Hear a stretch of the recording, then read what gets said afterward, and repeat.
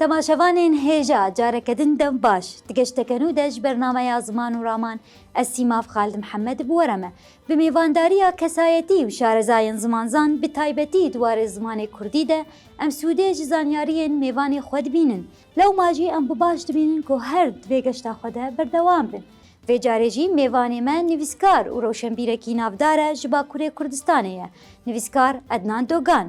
Zimanzan Ednan Dogan sala 1964 li bajarê Mêrdînê yê navçeya Nisêbînê ya Bakura Kurdistanê hatiye jiyanê. Xwendina xwe ya paşnavendî pserî kir lê bi sedema kar û çalakiyên niştîmanperwerî yekem car sala 1983 û cara duyem sala 1991 ji aliyê hikûmeta Tirkiye ve hatiye girtin û rastî eşkenceyê bû. Zimanzan Ednan Dogan sala 1992 weke gelek kesên ku ji ber dagîrkerên Kurdistanê ji welat koç dike, êdî li diasporayê li welatê Swêdê cih dibe. Ednan Dogan ji şardesaliya xwe ve helbest nivîsîne û helbestên wî li ser mîdyaya civakî bi dengî wî tên bihîstin ku tê de hest û nestên xwe yên kurdperweriyê nîşan dide. Ji bilî helbestan ew tekstê strana jî dinivîse û gelek dengbêjan ew helbestên tekstên wî bi awaz naxweş û ciwan sazbend kirine û stran e, kocan û moralê hezkirina mirov û gelê Kurd û Kurdistanê geş dike.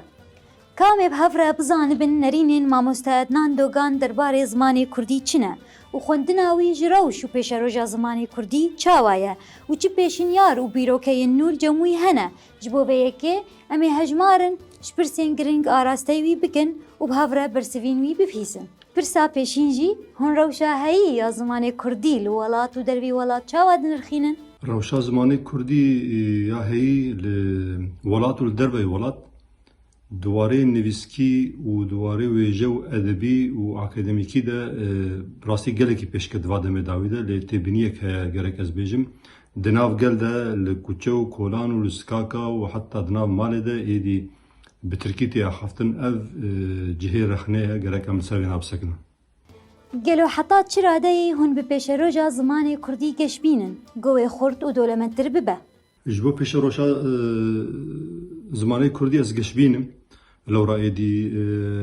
teknîkê weke em bêjin înternet û medya ew sînorên ku berîn haldora me hatibûn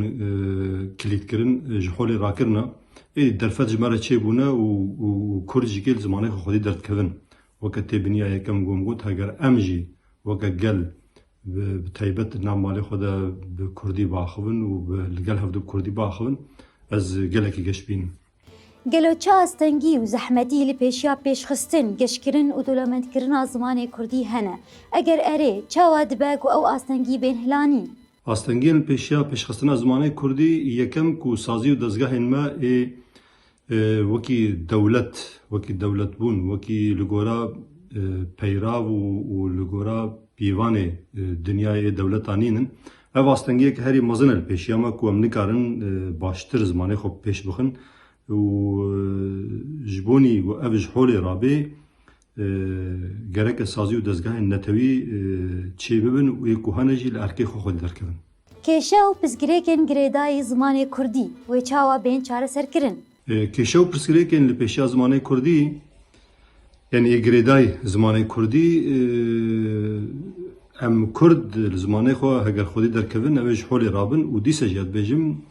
sazî û dezgeh gerek vê astengiyê û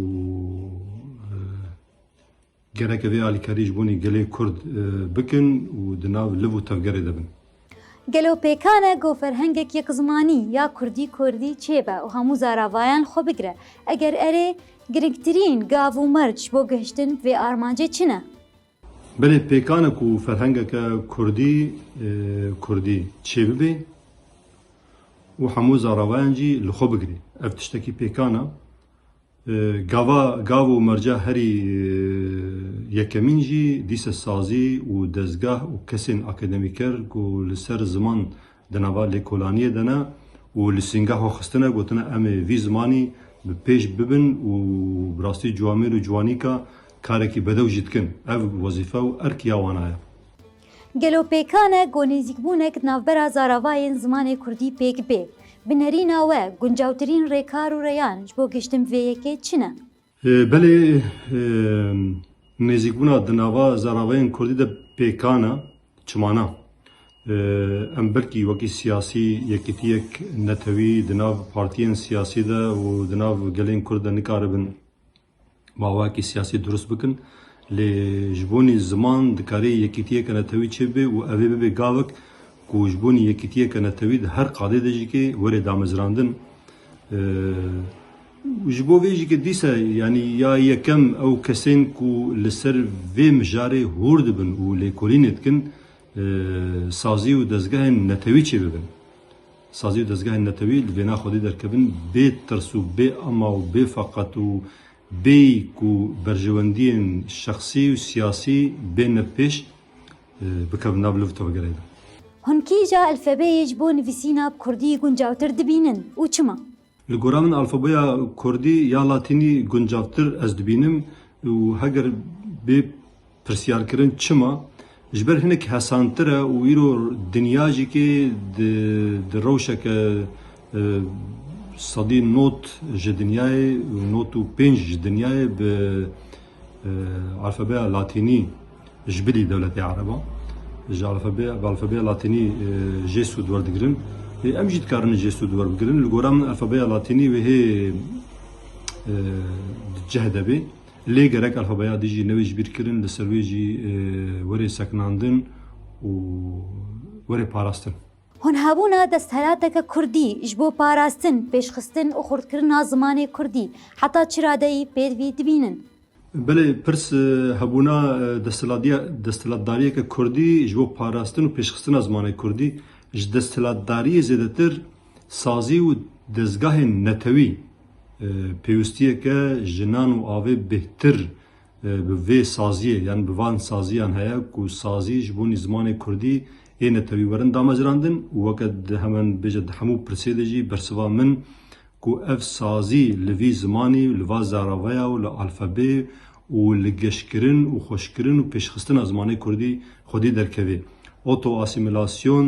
me Kurda li dever najê li ser xwe ferz kiriye oto asimilasyon li ser me çêbûye bi taybet li Bakurê Kurdistanê li kuçe û kolanên bajarên ku dê û bavê me qet bi Tirkî nizanîbin îro pîremêr û pîrekal bi Tirkî bi zarokê xwe re daxivin gerek ev sazî û dezgeh bikaribin pêşiya va jî bigirin û heta radeyeke ji sedî eger sed ji yekê heta sedî bidê min ji sedî zêdetir pêwîstî bi sazî û dezgehên netewî hene ku ziman biparêzin lê desthilatdarî piçekî ji min re cuda hat kanala wê Kurd Show biyar ser YouTubeê ez pîroz dikim serkeftinê ji we re dixwazim bi hêviya rojên azad silav warê ji we û ji temamê temaşevanên we re dem baş تەماشەوانên هێژە li vê derê xeleka me bi dawî hat heta mêvandariya rewşenbîr û kesayetiyekî din hûn bibînin xweşiyê de